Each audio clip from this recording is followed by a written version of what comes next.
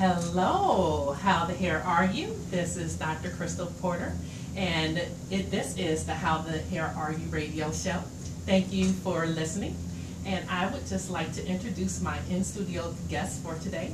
I have Miss Janine Ingram, and she is a CSU student here in communications. Yes. And she was actually on the show like 2 years ago. Exactly. Yeah, so I'm excited to have you back. Thank you for coming. But I want everyone to actually know a little bit about who you are. But before I get started, let me just remind everybody, this is a hair show where any and everything is discussed. Nothing is off limits, so if it has to do with fashion or opinion or even science, because I do have some articles that I do want to share and let people know about what's going on in the world of hair, but nothing is off limits. So if you have an opinion about men's hair, whether it be bearded hair, hair on their back, yuck, or whatever, we are free to talk about it. So without further ado, let's welcome Ms. Janine. Thank you for coming. Yes, I'm excited. I'm always excited to be in your space. Thank you so much. Oh, I think you're so sweet. you are such an awesome host, and I love your show. I just want you to know I love it. So thank you for having me. Thank you. So let's hear a little bit about yourself. You are graduating Chicago Yes, State. I actually, and it's interesting because I graduated from Chicago State on April 28th from the Film Communication Arts Department. See Matt in the house. Yay. And I have a 3.90 GPA. Congratulations. Yes, I'm really excited about that. And I also graduated from the University of Metaphysics, so I have a PhD in metaphysics May 12th.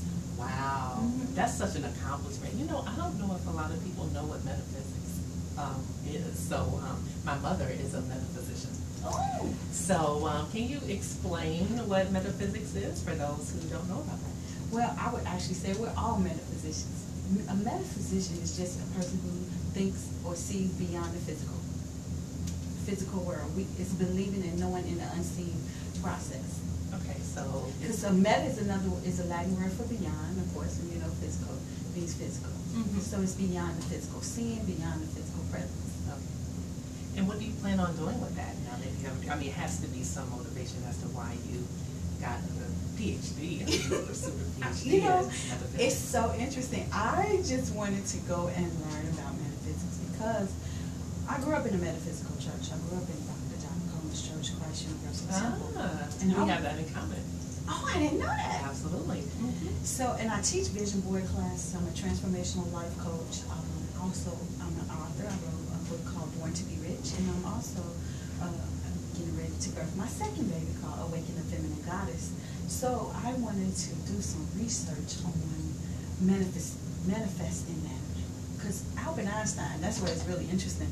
Albert Einstein really made me think about this. He said we can take the invisible and bring it into the visible world. And I was like, well, what does he really mean by that?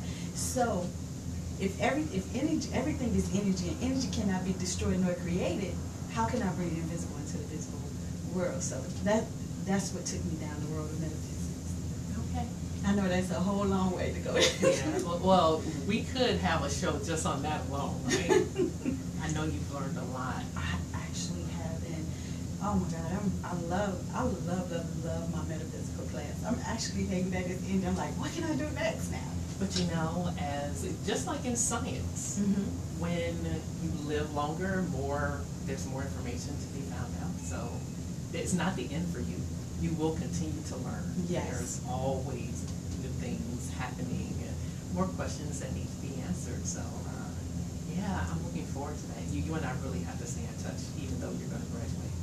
Yes, and what's interesting because they're doing on PBS they're doing Who is God, and I went to a meditation retreat in India in the beginning of this year in January with a guy named Dr. Pillai, and the question was, how can you be God on earth? And so I think that's when I'm finishing my PhD dissertation on. So that's really taking me into a whole nother space as well. Wow. I know we didn't get to talk about that, but that's who I am. All right. Well, thank you for joining me. Thank you for having me. Oh, no problem. So let's begin by just talking about your hair. Right now you have it pulled back. Yes. And I would, if I had to describe it for the listeners, or you know what, I'll let you describe it. You know your hair better. I mean, I can observe what I see, but you know your hair better. So let's talk about your hair in particular. How would you describe your hair? Wow. So let me just tell you, in our culture, we come in many different shades and have many different hairs. So my sister had like this amazing hair to me because it's very, very thick. And it took, like when she was little, she used to have 2 jars of perm because it was long and thick, right? And when you say perm, you mean like to relax it, to make it straight. Relax, right. You don't call it perm? No, it's okay, that's all right. I just, well, some people still call it perm, but it's called a relaxer. Okay, but I just want everyone 2 jars of relaxer when we were younger.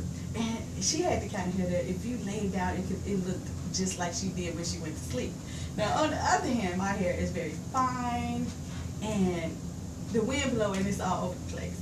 And I used to wish, oh my God, I wish I had her hair. So it's so funny how, but people will be like, oh, I wish I had your hair. So it's just so funny how we never appreciate what we have. So my hair is like a long, fine, but it doesn't hold curls, it doesn't hold style. The humidity, oh my God. So when you say it doesn't hold curl, I mean, it's naturally It's got curly. this whole there, but like if and you're natural. Right. I mean, you have a little color. But, oh yeah, color in it, but yeah. As far as the curl pattern, you're natural. Yes, it is natural. But not, I'm talking about if I roll this head and put it in the curl, by the time the night over, it's all gone.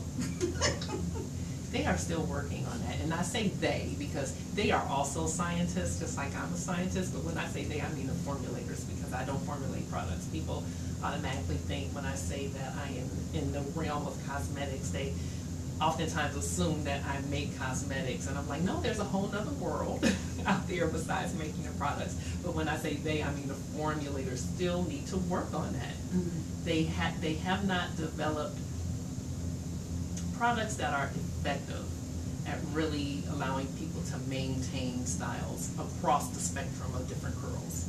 Because you have 2 different types of fights. Curl you pattern. have, no, lots of curl patterns. Okay. But when I say 2 different types of fights, what I mean is you either want straight hair to be curly or you want curly hair to be straight. Well, you might want a mixture at different times, depending on how you feel. Okay. You might feel like a goddess today. Absolutely. Tomorrow you might want to be a queen, or seductive. So you want these different looks, and you want your hair to have that versatility. Exactly. But it's interesting. I read an article in the journal that says that cells have memory, and we can speak to our cells. I wonder if we can speak to our hair follicle cells to tell them what we want our hair to do. That's an interesting concept because there are a lot of people who undergo like chemotherapy. That's something we're going to talk about because there is a new technology out there to really help women who go through chemotherapy, or men, I should say, not just women, but more the women are more devastated about losing their hair through the process of chemotherapy, and there is some technology out there that's helping women to hold on to their hair through that process. So I'm going to talk a little bit about that. Oh, I can't wait. Yeah. Oh, wow. That's going to be interesting. It is, and it's brand new technology, but they really had not, they had gone through the clinical studies, but they hadn't gone through having people invest in the product to really use it.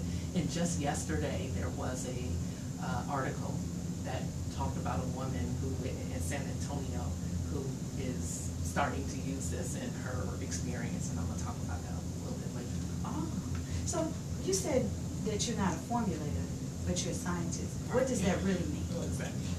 So, as any scientist, what I do is I use research to answer questions. Mm-hmm. And in particular, in hair. So when I say hair scientist, I am researching, or I have different projects in hair science to understand what's going on with the hair. Mm-hmm. Understand how products, how the environment, how you groom the hair, how that really impacts the mechanical or the quality characteristics of your hair.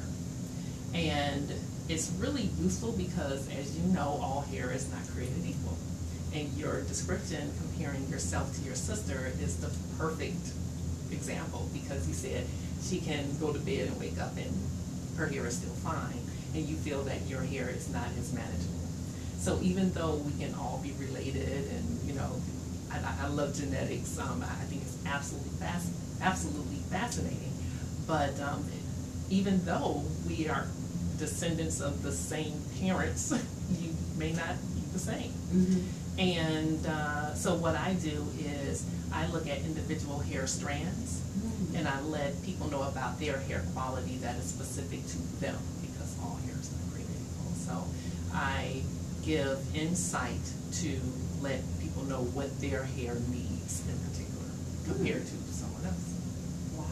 So if someone wanted to get a hair analysis, how would they just call you and say it? Now, No, you don't do that. No. I'm laughing to myself because it almost seems like I told you to ask me these questions because. No, I was curious because I'm like, well, maybe I want to get my own hair. I promise you, she did not ask me. I did. I was just curious for myself.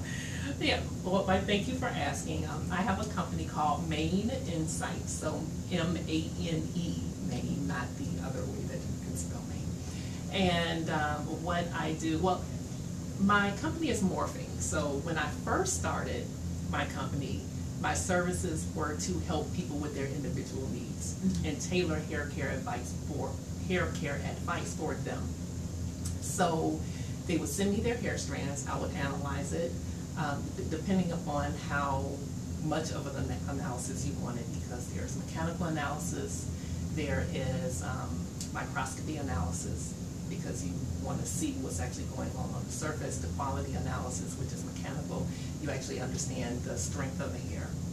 But then there's also a grooming assessment, which really is key, because if I have in-depth understanding as to what you do day in and day out, and then what you ultimately want to achieve, then I'm able to tailor the advice to make sure that you are doing the regimen that you need to have, or you have the regimen you need to have the hair that you're trying to achieve. Oh. So do you also look at a vitamin deficiency or things of that nature and say, okay, you need more vitamin K or more vitamin B, or I don't know, but I'm just guessing. I think that is an excellent question, because many people don't realize how much that matters when it comes to not only hair quality but hair growth, because we have a huge problem with hair thinning now. And a lot of it has to do with our lifestyle. And so what I do is I refer them to doctors, because they have more of an understanding. I mean, they can do the blood work to really understand what's going on, what they may be deficient in. The problem lies in there not being doctors who are knowledgeable enough to know exactly what needs to be looked at and how to advise women of African descent in particular, because a lot of times the answer to the question of what should I do when a patient goes into a doctor's office is, here is this, cream or, a prescription of some sort, and they have instructions for the patient to go and wash their hair every day or every other day, and if it's not within what is a part of our culture and our normal grooming habits, then what they're prescribing in their instructions is not necessarily well matched with what we do. Because you can tell somebody to wash their hair every day, and that may be okay with someone who is Caucasian or maybe even Asian. But for someone of African descent to wash their hair every day, especially if they have it relaxed, that's something that we just don't do. So it has to be someone who is sensitive and knowledgeable enough about what goes on with us to have a well-matched regimen or recommendation for medicine. So what I do is I recommend someone to a doctor, at least doctors that I know will do right by the patient. And there aren't that many out there, to be honest with you. So if someone wanted to get their hair colored and they wanted a color specialist, and they went to you, you would let them know if their hair was able to get colored and then refer them to a color specialist as well? Absolutely, yes. So I collaborate with a lot of dermatologists and cosmetologists, or at least I know dermatologists. I don't have a true partnership, but at least I know some dermatologists that I know will take care of anyone who comes to me, as well as a number of cosmetologists. Would you recommend it for everybody to get a hair analysis? Because you could tell a lot about hair from the hair, I understand, right? You can, and so what I was saying earlier on is my business started off with me providing these services, And it's really transformed because what I started to realize is, you know that saying that they have at, you can either feed them fish or teach them how to fish? Mm-hmm. Well, my services really, that they are and they were, really feeding people fish. So I give them detailed instructions about what they are to do, but in the end, when you go through hormonal changes, when you leave the Chicagoland area, if you're around here, I mean, so if you move, there are so many other variables that you have to consider that will change the recommendation that I give. So I'm feeding them fish in the moment, but it really needs to be, yeah, I need to feed you fish, but I also need to teach you how to fish as well. So now my services are education as well. So you know, and I promise this is my last question. No, what are you, wait, All right. we have 2 hours, okay. Okay, Well, so- we're down to about an hour and a half now, but that's okay. So you know what's interesting is you made me think. So as time, so everything can affect. So if we get on medicine, it affects our emotions can affect our hair. So that's what I was going to ask you about. So our emotional health can affect our hair growth or not, and how our hair can be styled or not. Yes. Hair growth, I mean. So let me tell you there what are I a thought lot of about. Remember, I areas. just asked you a question about speaking to ourselves. You know, because our cells have memories. Remember, I just read that article, and I was like, wow, so really can, if we're not, even though we may not think of speaking to ourselves the way we speak to it, but our emotional health speaks to ourselves. That's what I just got this, like, aha moment listening to you.